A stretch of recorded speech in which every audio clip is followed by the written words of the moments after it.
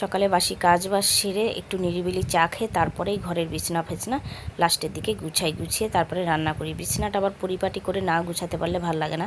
ঘরটা যেহেতু ছোট, তো এর মধ্যেই গুছিয়ে রাখলে জায়গাটা একটু দেখা যায়, তাও নালে ছড়িয়ে ছিটিয়ে রাখলে আরও গ্যাদারিং লাগে, ঘরের মধ্যে ভালো লাগে না দেখতে।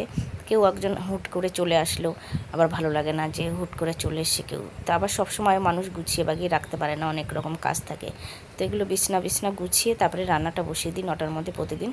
তো মেয়ের আজকে স্কুল নেই, প্রতিদিন স্কুল থাকে, তার আগে অবশ্য সকালবেলা স্কুলে পাঠিয়ে দিই, তারপরে আমি আমার চা খেয়ে কাজবাজ করি। দেখো এখন গুছানো হয়ে গেছে, ঘরটা কত সুন্দর লাগছে, ফাঁকা ফাঁকা লাগছে। নাহলে এই ঘরের মধ্যেই ছড়িয়ে ছিটিয়ে রাখলে ভালো লাগে না। ঘরের মধ্যে জামা কাপড়গুলো আলনা রাখার জায়গা নেই, তো জামা কাপড়গুলো এখানেই রেখে দিই, রেগুলারই ইউজ করা জামা কাপড়। তো ফ্রিজ থেকে সবজিটা বের করে নিয়েছি, কি রান্না করব না করব।